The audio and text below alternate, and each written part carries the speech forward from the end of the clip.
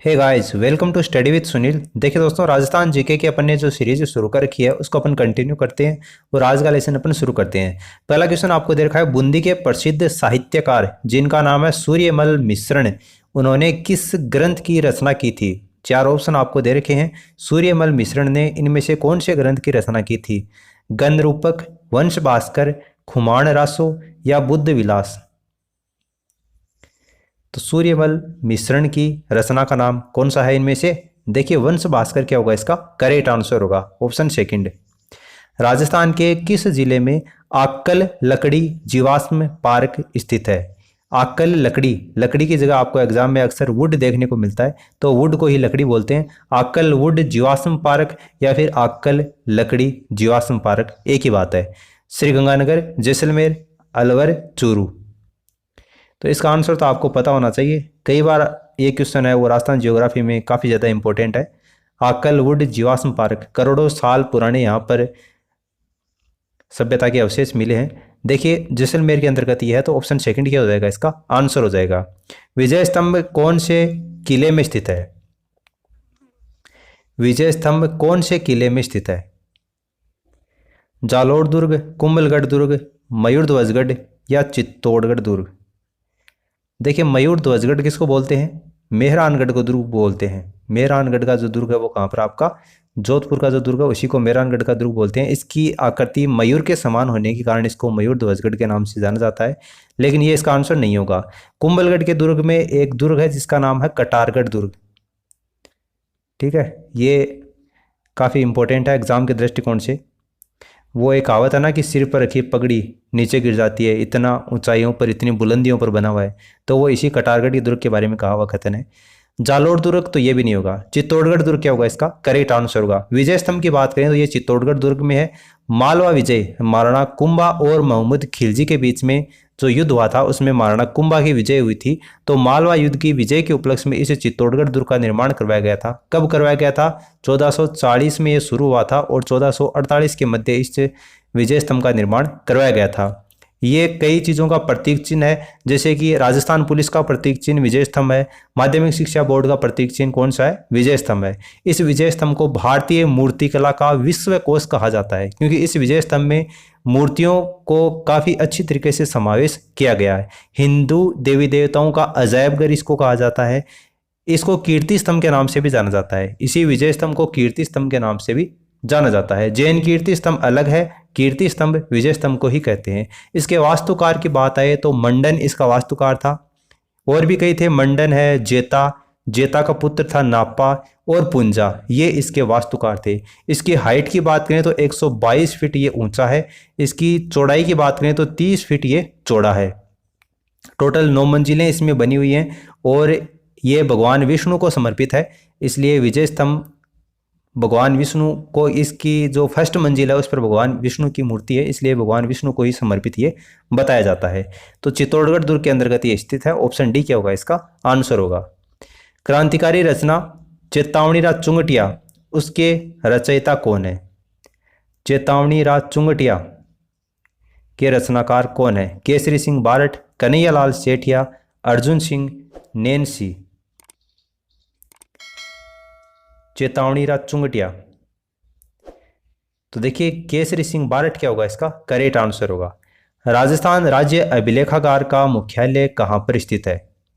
जयपुर, बीकानेर, जोधपुर, कोटा? राजस्थान राज्य अभिलेखागार का मुख्यालय कहाँ पर स्थित है? देखिए, जयपुर के अंतर्गत नहीं है और कोटा में नहीं है। इसके अलावा जोधपुर में भी नहीं है, तो बीकानेर बच गया। ऑप्शन सेकंड क्या हो जाएगा, इसका आंसर हो जाएगा। राजस्थान राज्य अभिलेखागार कहाँ पर है? बीकानेर में है।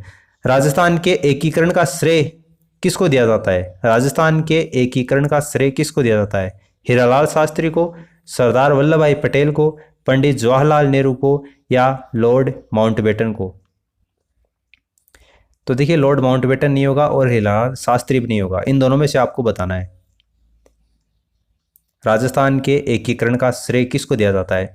देखिए, जवाहरलाल नेहरू को भी नहीं दिया जाता। सरदार वल्लभ भाई पटेल क्या होगा, इसका करेक्ट आंसर होगा। सरदार वल्लभ भाई पटेल जो कि भारत के पहले उप प्रधानमंत्री के रूप में भी इन्होंने कार्य किया था। भारतीय राष्ट्रीय कांग्रेस के ये वरिष्ठ नेता थे। 1947 भारत पाकिस्तान युद्ध के दौरान गृह मंत्री के युद्ध रूप में भी इन्होंने कार्य किया था। सरदार वल्लभ भाई पटेल का राजस्थान के एकीकरण में अपनी अहम भूमिका थी, जिसके कारण इसको याद किया जाता है। मेवाड़ का बिजोलिया आंदोलन किसके नेतृत्व में हुआ था? मेवाड़ का बिजोलिया आंदोलन किसके नेतृत्व में हुआ था? गुलाब चंद, विजय सिंह पथिक, जमनालाल बजाज या केसरी सिंह बारठ? मेवाड़ का बिजोलिया आंदोलन आपसे पूछा है, तो देखिए गुलाब चंद इसका आंसर नहीं होगा और जमनालाल बजाज नहीं होगा। मेवाड़ का बिजोलिया आंदोलन, केसरी सिंह बारठ भी नहीं होगा। विजय सिंह पथिक क्या होगा? इसका करेक्ट आंसर होगा। प्रसिद्ध राजस्थानी लोक नृत्यांगना जिनका नाम है गुलाबो, उनका संबंध कौन से नृत्य से है? गुलाबो कौन से नृत्य के कारण जानी जाती है? कालबेलिया नृत्य, गुड़ला नृत्य, पनिहारी नृत्य या बागड़िया नृत्य? तो ये तो काफ़ी फेमस है गुलाबो, सुना होगा आपने कई बार। कौन से नृत्य के कारण जानी जाती है? ये कालबेलिया नृत्य के कारण ये जानी जाती है। इनमें से खारे पानी की झील कौन सी है? 4 झीलों के नाम दे रखे हैं, सभी राजस्थान में स्थित हैं। खारे पानी की झील इनमें से कौन सी है आपको बताना है। खारे पानी की भारत की सबसे बड़ी झील वैसे सांभर झील है। पूरे भारत देश का 8.7% नमक का उत्पादन सांभर झील से ही होता है, लेकिन सांभर झील आपको यहाँ पर ऑप्शन में नहीं दे रखी। जयसंबंध, फायसागर, राजसंबंध, पंचभद्रा, इनमें से बताना है आपको। झीलों का टॉपिक मैं ऑलरेडी आपको कंप्लीट व्याख्या सहित पूरा करवा चुका हूँ, तो ये तो इश्यू नहीं होना चाहिए कि झीलें पढ़ाई नहीं है। अब आपने अगर वो वीडियो नहीं देखे हैं तब एक अलग बात है। देखिए पंचभद्रा झील है वो खारे पानी की झील है। ऑप्शन डी क्या हो जाएगा? इसका आंसर हो जाएगा। राज्यपाल बनने वाली, राजस्थान की राज्यपाल बनने वाली प्रथम महिला कौन है? राजस्थान राज्य की राज्यपाल बनने वाली प्रथम महिला गायत्री देवी, सुमित्रा सिंह, गिरजा व्यास या प्रतिभा पाटिल? तो ये आंसर तो आपको आना चाहिए, श्रीमती प्रतिभा पाटिल क्या होगा? इसका करेक्ट आंसर होगा। राजस्थान की राज्य की पहली महिला राज्यपाल। बासमती किस्म है, बासमती किसकी किस्म है? गेहूं की, चावल की, सरसों की या मूंगफली की? बासमती तो ये नाम से ही काफ़ी ज़्यादा फेमस है। वैसे बासमती, बासमती चावल के रूप में काफ़ी ज़्यादा जाना जाता है। बासमती चावल सीधा नाम बोला जाता है। चावल की क्या है? किस्म है। जैसलमेर में कौन सा उत्सव मनाया जाता है? जैसलमेर में इनमें से कौन सा उत्सव मनाया जाता है? मरु उत्सव, मारो उत्सव, दोरारा उत्सव या राजस्थान उत्सव? जैसलमेर में कौन सा उत्सव मनाया जाता है? देखिए दोरारा उत्सव नहीं होगा और मारो उत्सव नहीं होगा और राजस्थान उत्सव भी नहीं होगा। मरु उत्सव कहाँ पर मनाया जाता है? जैसलमेर में ये मनाया जाता है। निम्नलिखित शहरों में से राजस्थान का उच्च न्यायालय कौन से शहर में है? 4 शहरों के नाम दे रखे हैं। राजस्थान का उच्च न्यायालय हाईकोर्ट कहाँ पर है ये आपको बताना है। उदयपुर, अजमेर, जोधपुर, बीकानेर। तो राजस्थान की न्यायिक राजधानी के रूप में जिसको जाना जाता है, राजस्थान का उच्च न्यायालय कौन से शहर में है? कौन से में है? जोधपुर क्या होगा? इसका करेक्ट आंसर होगा ऑप्शन सी। बटनेर का किला निम्न में से कौन से जिले में है? बटनेर का किला कौन से जिले में है? हनुमानगढ़, जयपुर, अजमेर या सीकर? सीकर राजस्थान का पहला हाईटेक जिला है। मध्य अरावली की सबसे ऊंची चोटी जो तारागढ़ की चोटी है वो अजमेर में है। जयपुर को पिंक सिटी के नाम से जाना ही जाता है। और हनुमानगढ़ में क्या है? बटनेर का किला है। ऑप्शन फर्स्ट क्या हो जाएगा? इसका करेक्ट आंसर हो जाएगा। ये जो हनुमानगढ़ में बटनेर का किला है, बटनेर के किले को पश्चिम का प्रहरी भी कहा जाता है। हनुमानगढ़ के बारे में अलग से फैक्ट्स ये बनता है कि इसका नाम हनुमानगढ़ क्यों पड़ा। तो देखिए हनुमानगढ़ कौन से जिले से अलग हुआ था? गंगानगर से अलग हुआ था। गंगानगर से अलग होकर राजस्थान का कौन सा जिला बना था? ये 31वां जिला बना था। 12 जुलाई 1994 को गंगानगर से अलग होकर हनुमानगढ़ राजस्थान का 31वां जिला बना था। और जिस दिन ये अलग हुआ था उस दिन कौन सा वार था? मंगलवार था। तो मंगलवार वो हनुमान जी का वार होता है, इसलिए मंगलवार को इसकी स्थापना होने के कारण हनुमान जी के नाम पर ही इसका नाम हनुमानगढ़ रख दिया गया।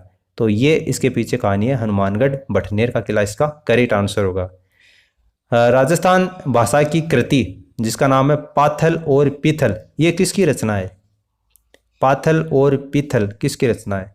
कन्हैयालाल सेठिया, राम सिंह, विजयदान देथा या सुंदरदास?